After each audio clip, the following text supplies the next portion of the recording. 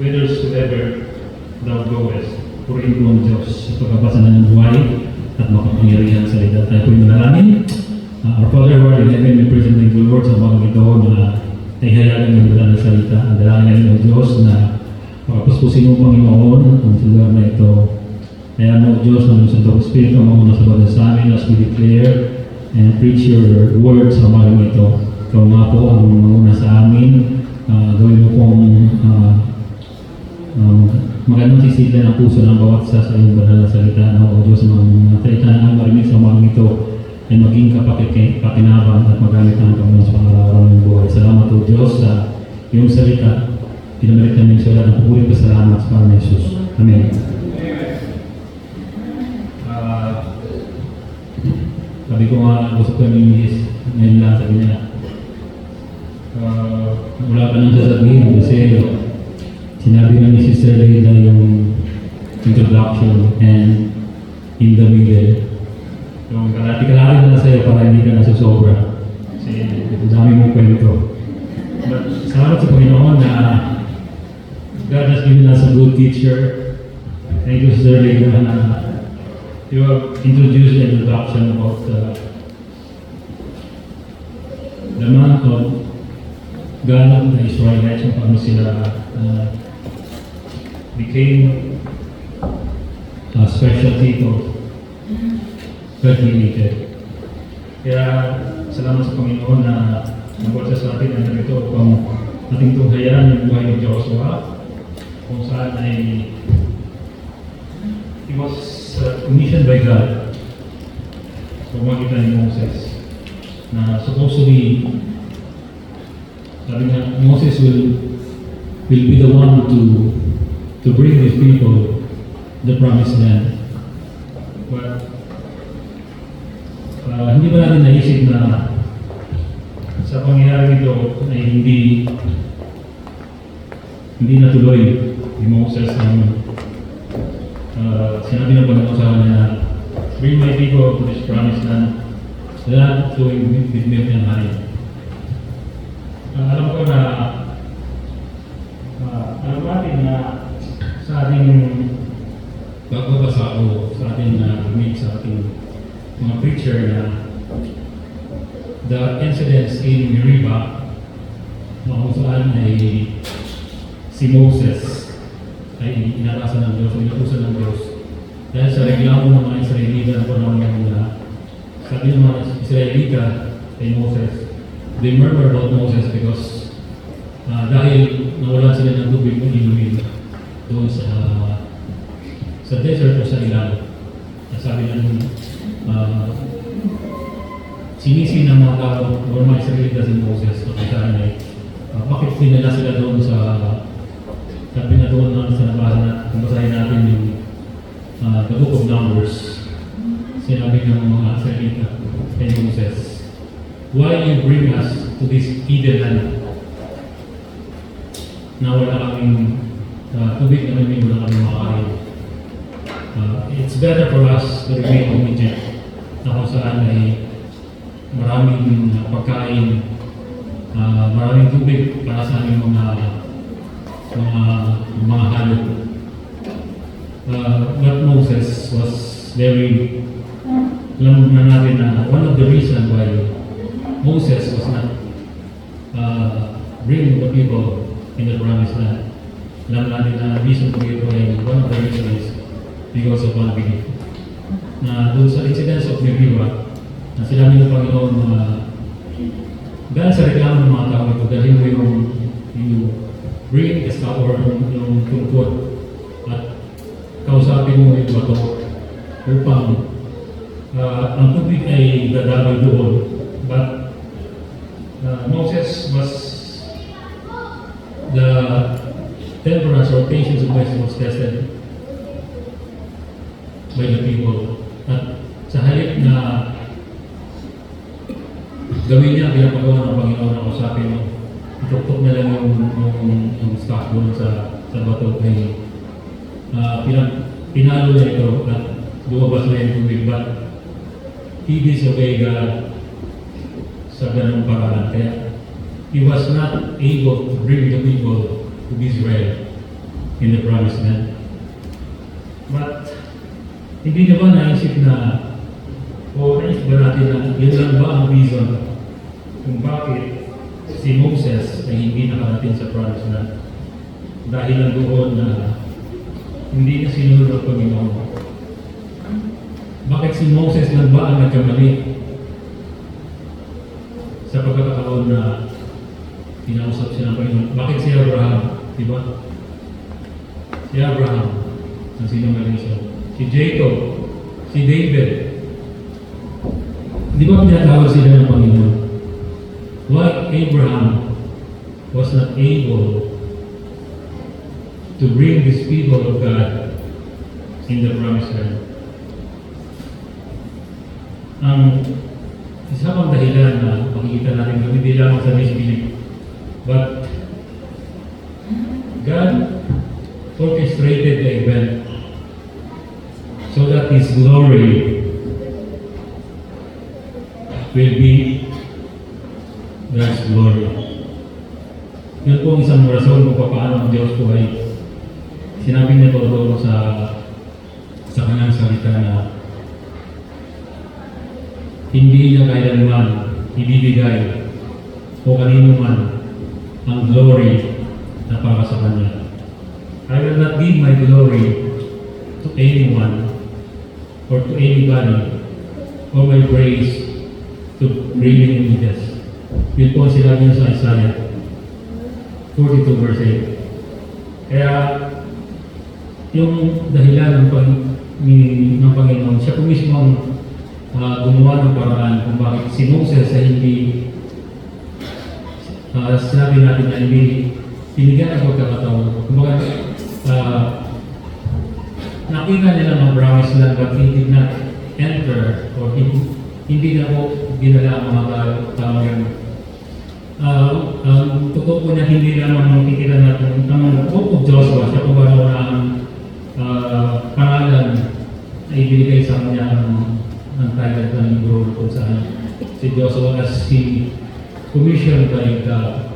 Binigyan siya ng pagkakataon na Moses was dead, sabi ng Panginoon. Kaya bago mamatay si Moses, i-commission na niya si Joshua kung paano he will lead the people of Israel to the promised land. At alam naman natin as they go or as they went out to promised land, pakita natin na napakaraming pangyayari na mangyari sa kanilang buhay. Sa book of Deuteronomy, chapter 31, makikita natin, it's just, ang pangyayari ngayon sa book of Joshua is just a sequel o yung karugtong ng sinabi ng Panginoon.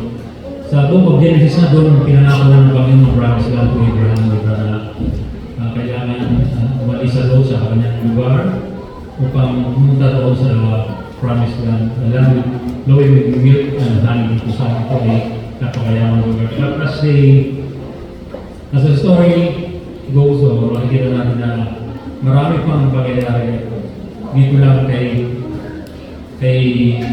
Joshua na nangyari ang pangako ng Panginoon, ang propesya ng Panginoon ay naging nagkaroon ng happening sa panahon ng Joshua. Kaya sa buhay natin bilang mga Kristiyano, maraming pangyayari sa ating mga buhay na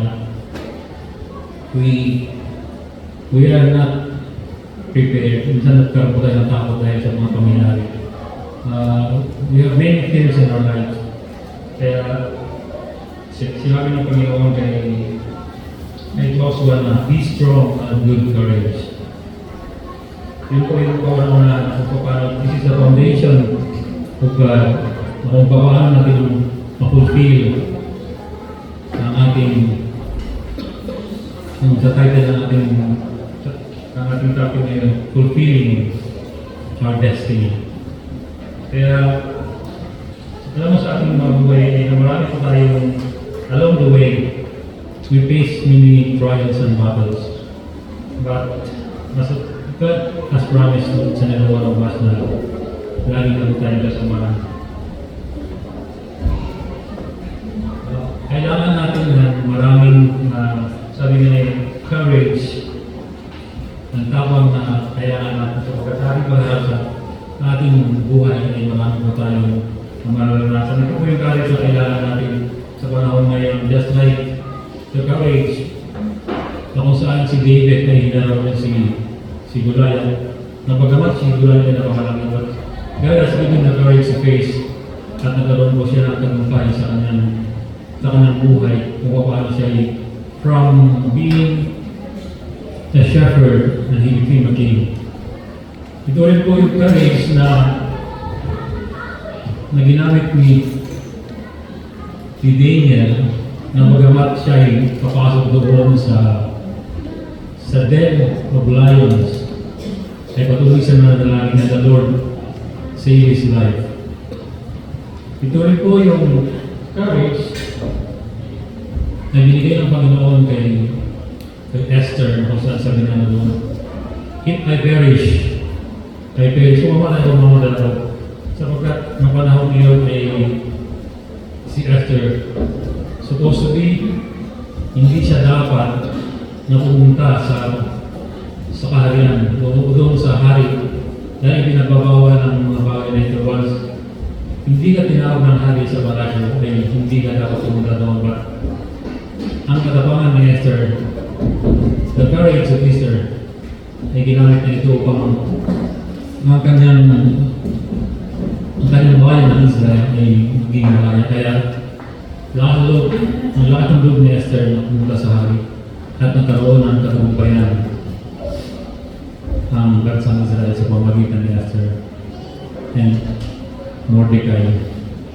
Kung babasahin natin po yung history ng mga Israelita na until now, makikita natin we will be amazed kung paano deserve sila ng Panginoon from the beginning of time. In World War II, makikita natin na kung basahin natin history, the Jews has been slain o pinatay sila.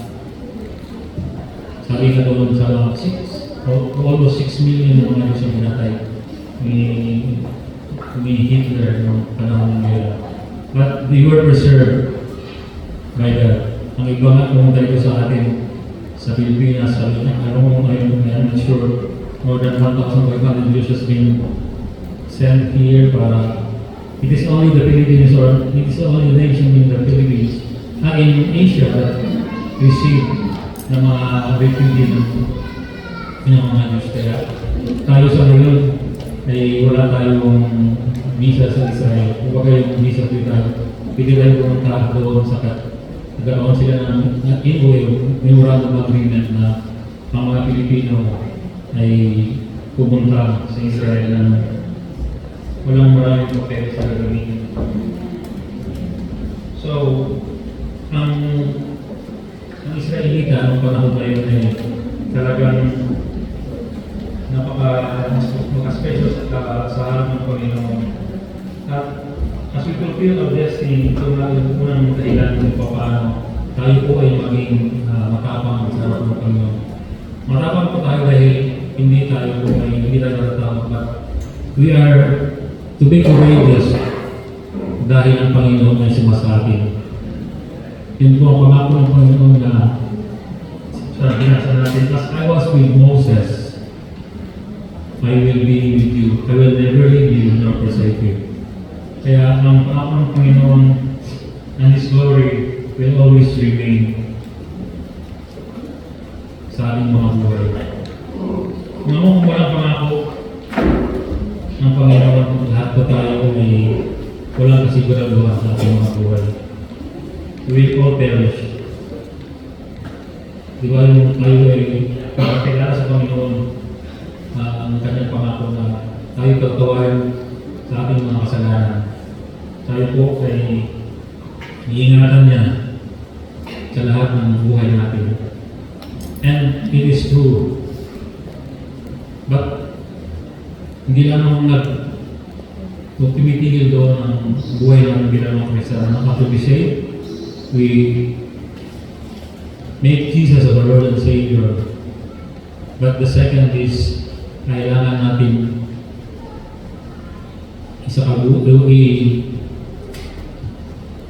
gawing mabuhay ang ating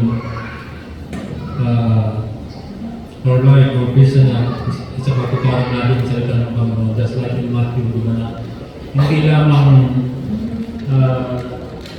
marinig o dinggin ang salita ng Panginoon, but the most important is we must do.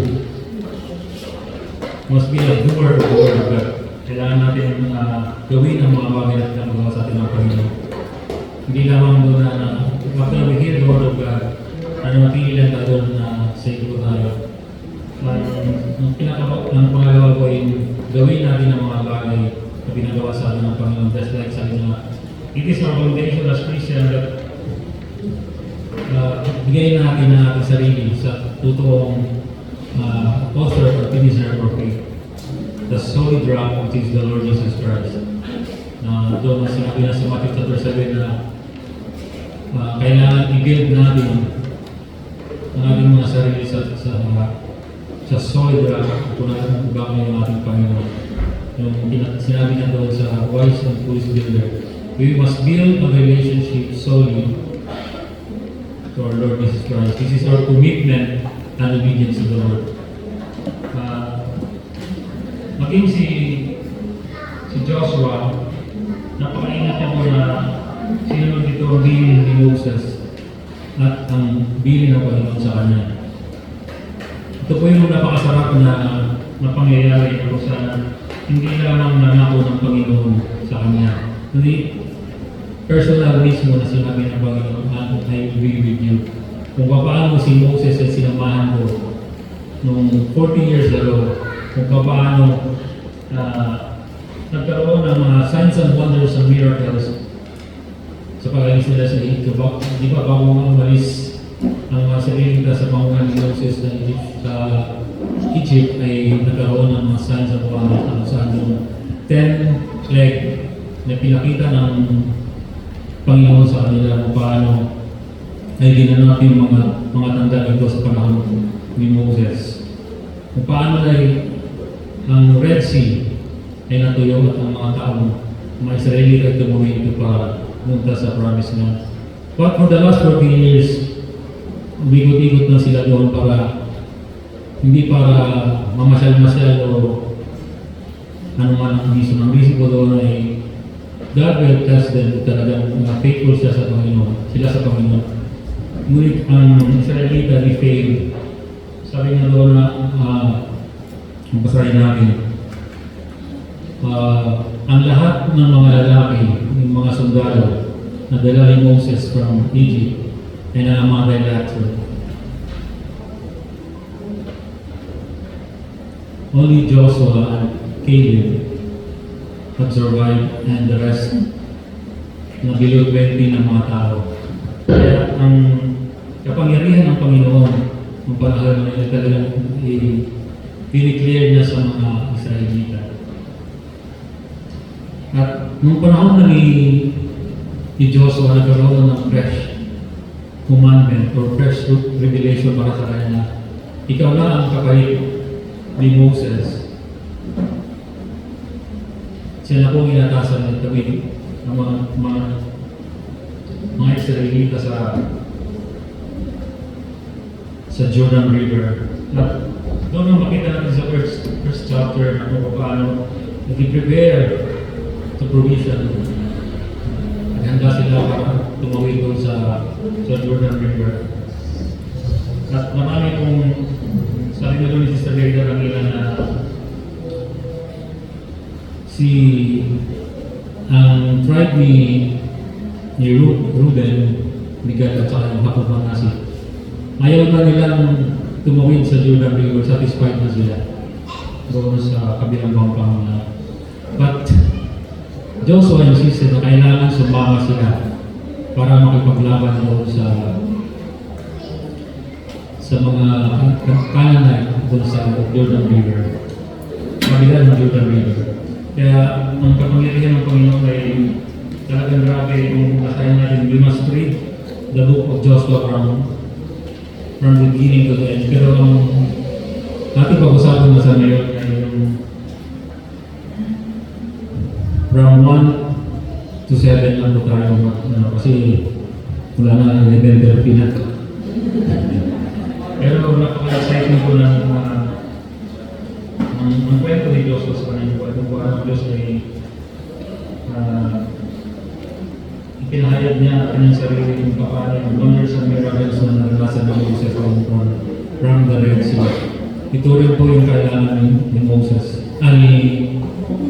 ni Joshua sa kanyang buhay bilang bagong leader na ipinilaga ng Panginoon o pagdali ng mga tao doon sa kabilang ilog, ng Jordan sa lugar ng Canaan, promise yan.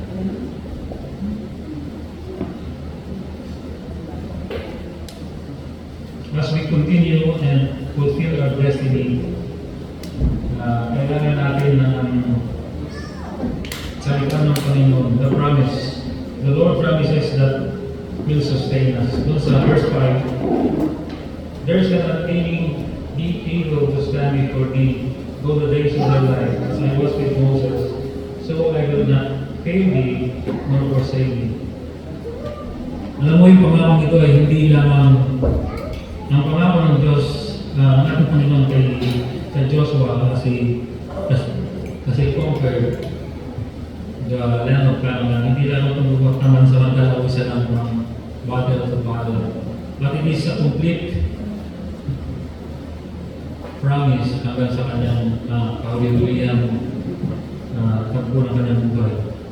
Kung paano sa kanya na as I was with Moses, I will be with you for the rest of your life. Kaya napaganda pa ako na it is a package na pangako ng Panginoon na tulad sa buhay natin na ang Diyos ay nangako sa atin na He will never leave us nor forsake us all the days of our life. Alam si Abraham ay nabuhay lamang ng 120 years. At kailanman kung sahay natin ang buhay ng Abraham. Namatay si Abraham na hindi na yung kanyang lakas ay hindi na nawalay sa kanya. At si Joshua naman ay namatay ng 110 years old. At makita natin na pangako ng Panginoon sa kanya na sasamahan niya sa mga kung ano man ang kanyang gagawin. The Lord is with him wherever he goes. At kanyang pagkalayan ang buhay ng mga Israeli sa pamagitan ng pangako ng Panginoon sa baba sa kanila. Alam natin na ang buhay ni Joshua ay naroon po siya ng panahon ng mga Israeli na nandun pa sa Egypt, maybe kami na bata pa siya ng mga 20 years old, kung paano nasaksihan niya yung pangyayari na pinahirapan sila ng mga Egyptian. But Moses has also witnessed kung paano ginawa ng Panginoon ng parting of the Red Sea. Yung kung paano sinamahan sila ng Panginoon paglalakad doon sa lupang ilan sa desert na kung saan ikot-ikot sila doon for 40 years. Lagi ko nga, minsan nag-iisip na ako kung paano 40 years sila tumira doon, wala silang bahay, nasa tent lang sila. Ay yung Middle East ay napakainit na lugar. Kung mapunta ko kayo doon talaga grabe sa hanggang sa panahon na ngayon. Ngayon ay umaabot ng 50 degrees centigrade ang temperature kahit ngayon gabi na. Hindi ko umabos na isip kung paano yung wonders and miracles that the Lord have done to the Israelites. Kung paano na-preserve ang kanilang buhay. Sabi ko nga doon, di ba na maging ang kanilang kasuotan, ang kanilang sapatos ay hindi nasira. Sabi ko ano yung tatap ng mga sapatos na yun. Baka pwede natin bilhin sa ngayon, baka tayo bilhin ng bilhin, di ba? Hindi tayo maglalaba. But this is the true story that is being told to us na kung paano tayo po ay patuloy na magtitiwala sa Panginoon sapagkat sa kanyang pangako na He will bring us to our promised land, to our destiny na kung saan tayo po ay naging matagumpay, to victorious in our lives as Christian. Kaya kailangan natin ng courage, kailangan natin ng maraming tapang upang tayo po ay maging matagumpay sa ating mga buhay. Kailangan din natin ng presence of God na kung saan ay siya po ang nagbibigay sa atin ng kaaniman, the comfort. Kasi, di ba sa buhay natin tayong mag-iisa, wala tayong pamilya, napakalungkot sa buhay na wala kang kasama, wala nang magmamahal sa iyo. How much more the Lord will promise Himself, the one who created us, na His presence will always go with us. Kaya nakita ni Joshua ang mga pangyayari nito na kung saan ay ang Panginoon ay sumasa kanila. From the Red Sea to the desert, na kung saan ay habang ang araw, mainit ang araw, nandoon yung pillar of clouds. Hindi sila mainitan upang sila ay manatili na tumira doon. At sa gabi nagkaroon ng wall of fire upang magkaroon ng liwanag sa gitna ng mga Israelita. Nasaksihan natin ni Joshua ang mga pangyayari nito, kaya he was commissioned by Moses na hindi na ako makarating doon sa promised land. Kailangan ikaw na yung kumalit sa akin. God has orchestrated the event para yung si Joshua ay dadalhin ang lipi ng mga Israel doon sa promised land. That's what God promised from Abraham to Isaac to Jacob. Ito na yung final destination.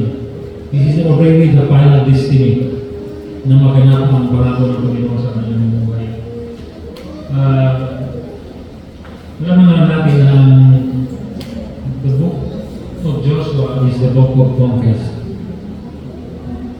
Kinumpir nila lahat ng kanilang mga away from the beginning, maliban po doon sa Ai, na kung saan ay hindi naman kasalanan ni Joshua na matalo sila doon. But all the rest of the battles na hinarap ni Joshua at ang mga salita, sila po yung naging matagumpay.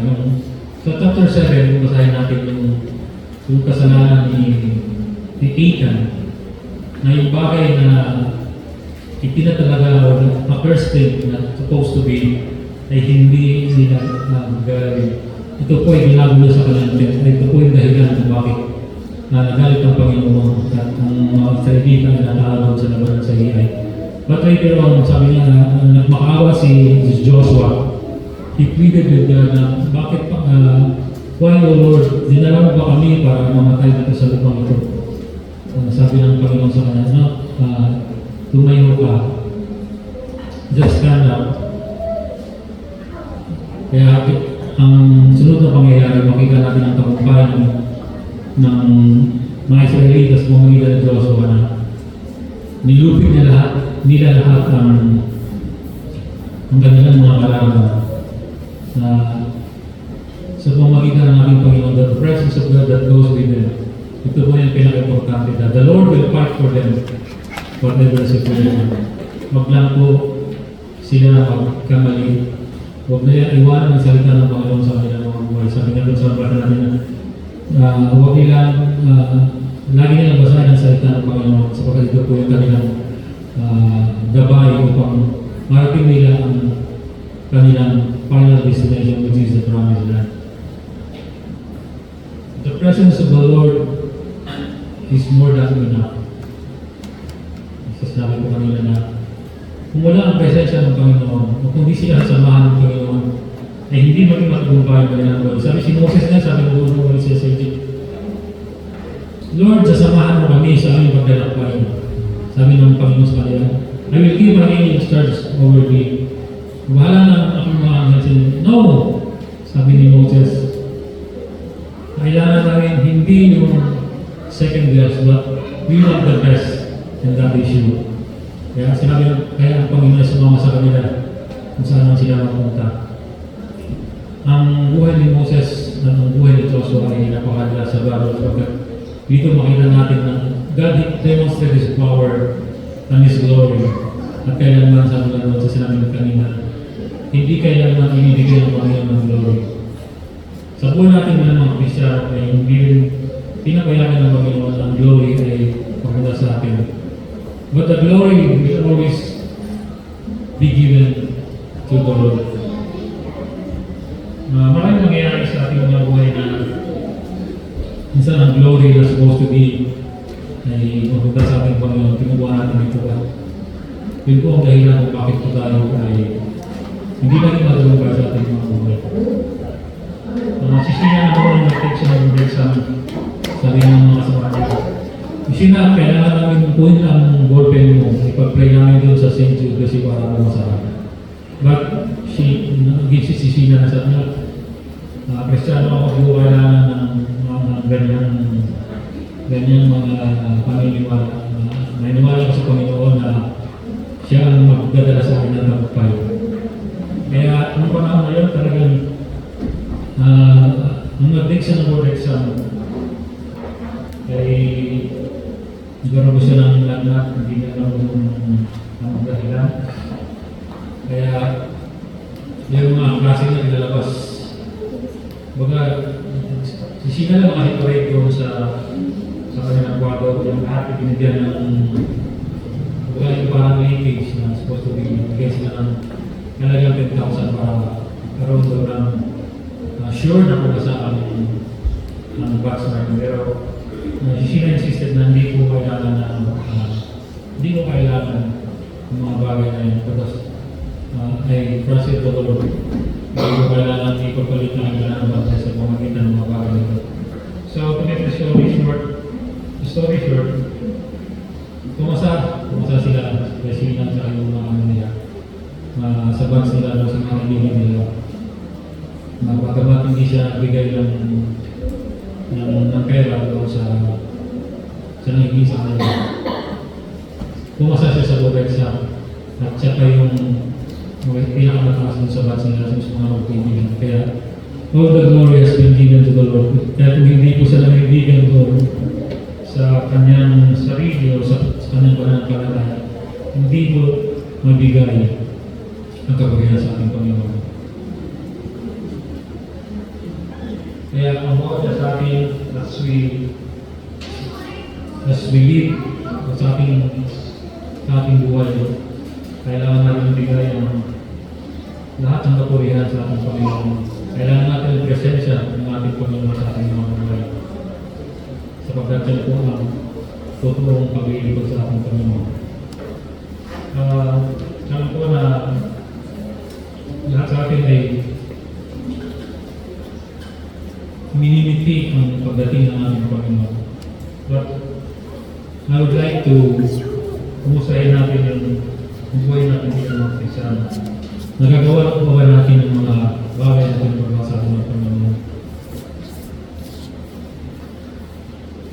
Kung paano si Joshua ay ginawa niya yung kanyang part ng bili ng Panginoon, salita ng Panginoon, hindi tumiwalay sa kanya. Sabi na ng Panginoon, meditate in Him day and night so that you will grow and you will make your life prosperous. You will be succeed. Kami magtatagumpay kung ang salita ng Panginoon pinadalhin niya sa kanyang buhay. Sa ating mga buhay, the word of the Lord is very important. Alam mo kung walang sinabi, kung walang communication, walang salita, hindi mo alam ang gagawin mo, di ba? Kaya napakahalaga ng salita ng Panginoon. The word of God and His promise is very important. Kung wala ang pangako ng Panginoon sa ating mga buhay, hindi po tayo magtatagumpay. Kung wala ang kanyang salita, kung wala ang kanyang assurance, ay tayo po yung manginina. Ako natakot din ako nung una dahil sa mga mangyayari na nangyayari sa ating mga buhay. Sa kalagitnaan ng pag-aaral ng mga anak ko, kumbaga pa kami sa mga utang. At suddenly, here comes, narito yung problema na isang buwan pa lang ako sa barko na kailangan ko ng uwi kasi nagkasakit ako. Mula yung asawa ko nung hiniwan ako. Dito pumunta sila ng Australia. Sabi nga kayo nung nalandanan ng sabi, paano na lang yung pag-aaral ko kasi hindi ka na magpagtrabaho, wala kayong trabaho. this is the promise of God. That He will not leave us or forsake us. Hindi tayo iwan yung pabayaan lang. Kasi ako nagkaroon ng takot din sa sarili ko na maging paralyzed na ako, hindi ko na magawa yung mga bagay, hindi ko na sustain. But the Lord reminded me ng kanang salita hindi nagbabago. The word of the Lord is always true. Sabi nga doon sa Psalms na forever, O Lord, the word is settled in heaven. Kaya ang pangako ng Panginoon ay hindi talaga magsisinungaling. Kaya ng panahon na yun, sabi ko sa mga parang sige, yung mga utang natin, yung sakyan, i-ano na lang natin yan, bigyan na natin sa iba. Kung sila nang sasalubak. Talagang hinang-hina ko ng panahon na yun, sabi ko kung minsan nagkakaroon ko ng pagkakalo question sa ating buhay kaya why the Lord has promised to us that He will never leave us nor forsake us. Bakit pinabayaan niya? Bakit inalaw ng Panginoon ng mga bagay na ito? It is because sa sinabi natin kanina dahil siya mismo natanggal ng ating buhay kung sino man tayo. Ang importante ko doon, we trust, complete trust and obedience to God. Minsan din natin makikita yung mga nangyayari. Pero the Lord has promised na talagang gagawin niya yung mga bagay para sa kabuti na kanyang mga anak. Kaya nang nagkaroon ako ng pagkakataon na pumunta sa hospital, sabi ng doktor, hindi bumaba yung pressure ng dugo mo, 170 over 140, sabi ko na makakatapusan ko na ito. Pero nung umuwi ako rito, hindi na ako talaga makatulog ng almost 1 month. Lagi na ako naisip sa Panginoon Lord kung talaga yung tama sa buhay ko. Nalaman ko na gawin ito sa amin para ipakita ng yung tunay na kapangyarihan na ikaw ang magbigay sa amin ng kaginawan. So, mapangyari yun. Salamat sa Panginoon na after 3 months, sabi ng kapwa ni kailangan mo na bumalik. Clear ka na doon sa ano mo na naisip mo parang mga paralyzed na ugat. The Lord has put me to the best. Kung paano, kailangan mo ba magtiwala sa akin in spite of everything na nangyari sa iyo. Kaya salamat sa Panginoon na 30 years na nakalipas na I'm still alive. Kaya salamat sa Panginoon sa kanyang presensya, sa kanyang kapangyarihan na kung paano ang bawat sa atin ay patuloy na naglilibot sa Panginoon sapagkat ang pangako ng Panginoon, the promise to sustain us. Doon sa nabasa natin sa verse 9, doon sa verse na sinabi na doon na Papa, not abundantly, be strong and full courage. Be not afraid, neither be dismayed, for the Lord thy God is with you wherever they go. Kaya huwag tayo matakot na tayo po makalanan sa mga bagay-bagay na parang inis again sa atin ng mga panahon. Lagi lang natin paghawakan ng salita ng Panginoon. Ang kanyang pangako ng salita na kailanman ay hindi siya nagsisinungaling sa kanyang mga pangako. Napakalaga rin sa ating mga persona, kailangan natin ng salita ng Panginoon na kahit na pakunti na lang namin alam. But we have the Word of God that siya po yung bibigay sa atin ng kalakasan. So, He is our strength sa ating mga buhay. Minsan, surrender na tayo. All of us. So, alam ko na hindi lang ako nakalakas sa mga pangyayari na minsan parang wala ka na makunan ng lakas. But the Lord is always there. Wala ka na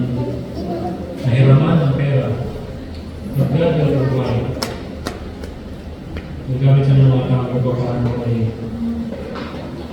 itong gagamitin ng Panginoon na masustain ang ating pangangailangan. Kami namuhay kami ng utang noong unang panahon. Pero ang mayaman na kami. Praise God. Hindi naman. Alam mo nung mga previous years talagang marami kami utang. Buti na lang may nagpapautang. Kaya salamat sa Panginoon. Pero ang utang natin ay dapat nating bayaran. Diba? Kasi the Lord has allowed, pinalaw ng Panginoon na tayo mangutang sapagkat napakita ng Panginoon sa atin na He is the source of everything. Hindi naman mahulugan na tayo mangutang tayo ng Panginoon. But it is the way of the Lord kung saan ito po yung parang ng Panginoon na kita natin na He is the source of all the things that we are having right now. Kaya mayaman na kami. Hindi, joke lang. Hindi mo mayaman, may kaya lang. Kaya baman. No, talagang totoo na marami kami utang ng panahon ngayon. But sabi ko na marami na nating problema. The Lord will deliver more. Tayo nagawin ng Panginoon, hindi lang tuutang, parating din ang panahon tayo ibibigyan ng biyaya ng Panginoon. Naniwala ba kayo doon? Nayayaman tayo lahat? Praise the Lord. Hindi na ito yan talaga. Hindi na tayo milyonaryo, but we are eating 3 times a day. Yun ang mahalaga yung meron tayo na kayo. Ang iba ka dyan, wala silang makaano. Basta mga yung pumaraw. Yung sa pangyayari sa book of Joshua, di ba? Kung paano nila pinag-work ang promise nila. The Lord have allowed them to make a remembrance. Yung 12 stones na kinuha nila doon sa gitna ng Jordan at sa kanilang paglalakbay. E kinuha nila bilang remembrance doon sa kanilang mga anak na pagdating ng magtanungan sila para saan yung mga bagong 12 stones na kanilang patupapon sa before they entered Jericho. Yan naging tanda ng naging remembrance na yung parang Diyos na gumawa ng wonders doon sa Jordan River. Sa ating mga point, God has put wonders and miracles. Makita natin na maraming nang tayong utang. Maraming tayong utang. Lahat yan ay mababayaran. Diba? Kung magbabayad tayo, kasi yung iba tayo hindi nagbabayad. Pero kailangan ng utang dahil dapat natin bayaran. Kung meron na tayong utang, yun po yung utang natin na pagmamahal sa ating mga kapatiran. To the household of God. Kaya ang glory, ang presensya ng Panginoon, ang kanyang pangako na sinabi sa atin, will sustain us and fulfill our destiny sa ating mga buhay. Gusto ko lang balikan yung chapter 1 to chapter 6. The preparation of conquest of Canaan. In chapter 2, Joshua sent the spies doon sa Jericho kung paano ginamit ng Panginoon si Rahab upang bigyan sila ng pagkakataon na ispay ng lugar na yun. At bilang covenant ng mga kung noong una sinend ni Moses ng 12 spies, dalawa lang ang pastigil na si Joshua kasi negative na yung friend. Ayaw nila ang conquer kasi malalaki ang tao. But in this time of Joshua, nagsend lang sila ng dalawa. At nakita niya yung positive outlook ko ng mga spy na kung saan si Rahab ay naging dahilan kung paano sila po ay naka-intervene sa promise land. Nasabi ko doon sa pangyayari na the Canaanite was so afraid sa kanila sapagkat nakita nila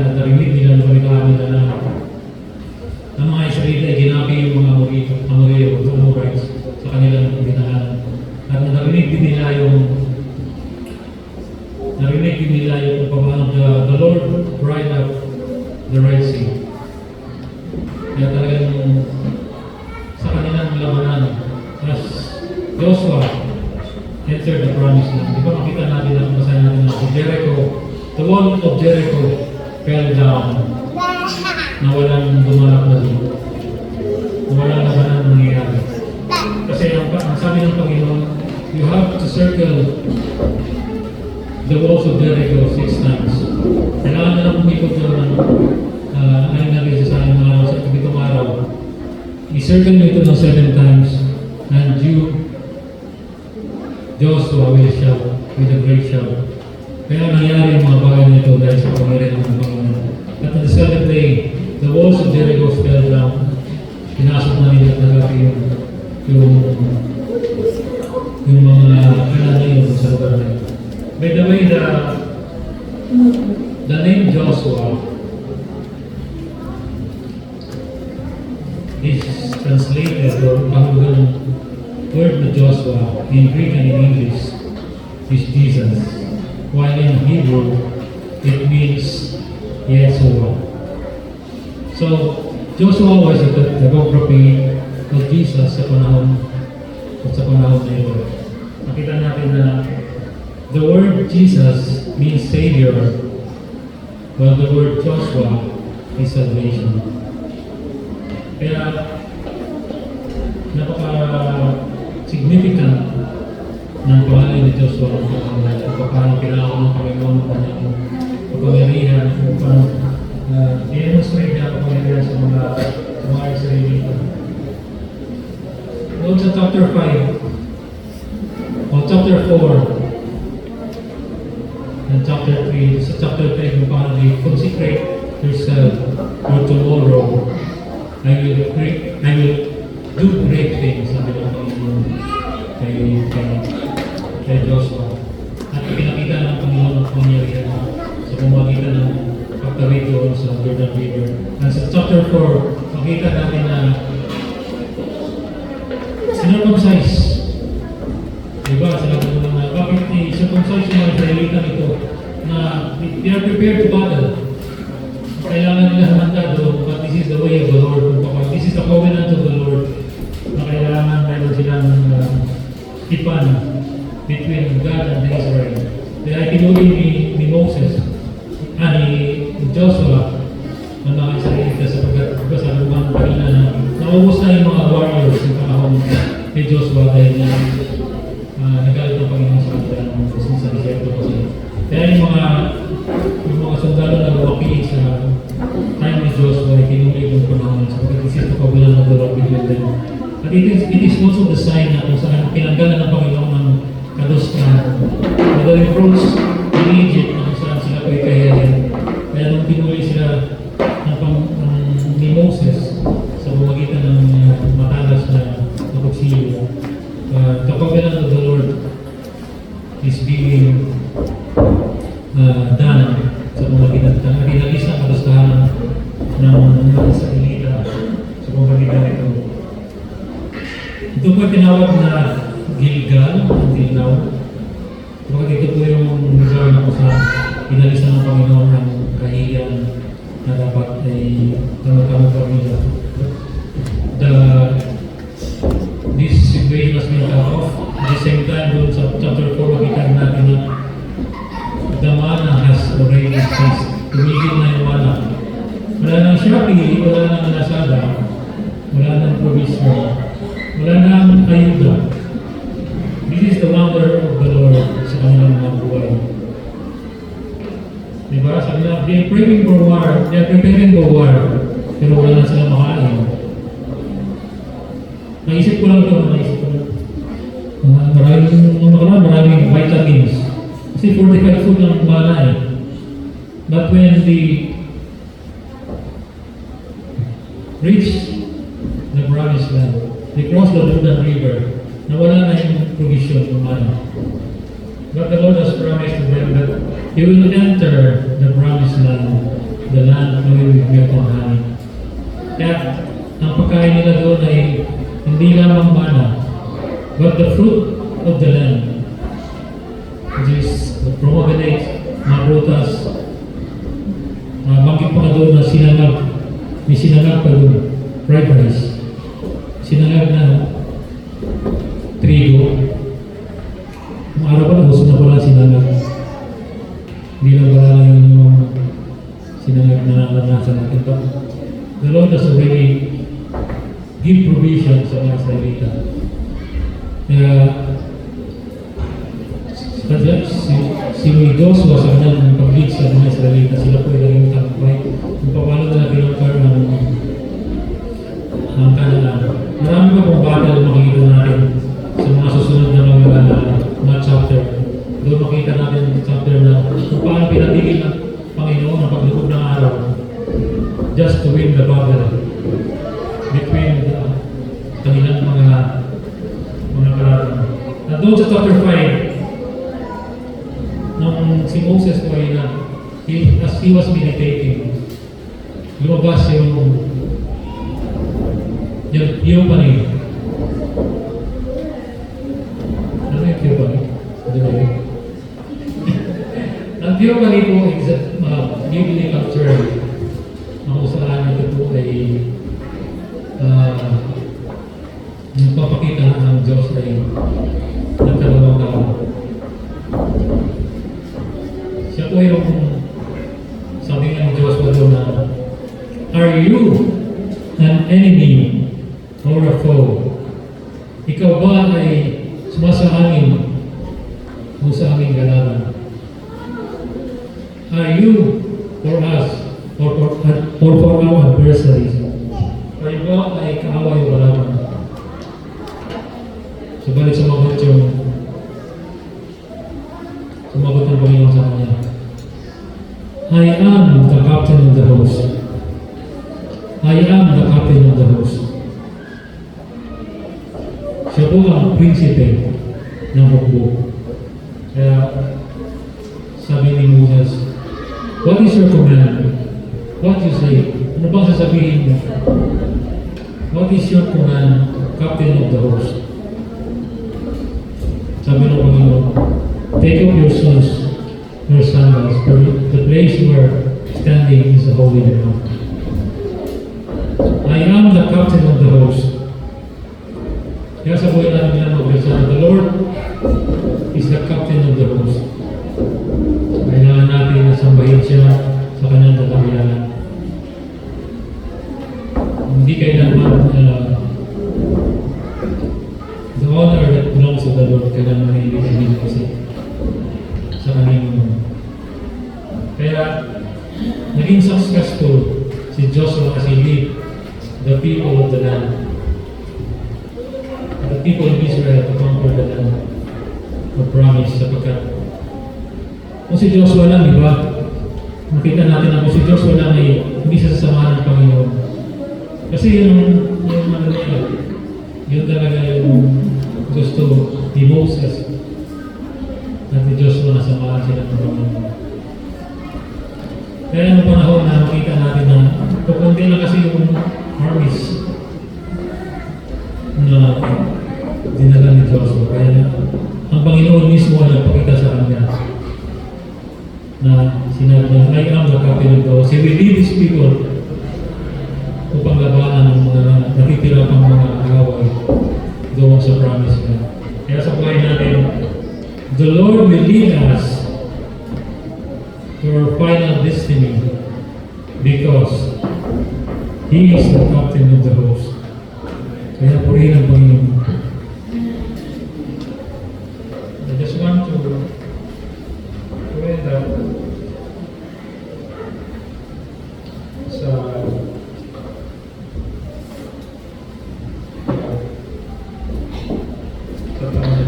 God promises His presence.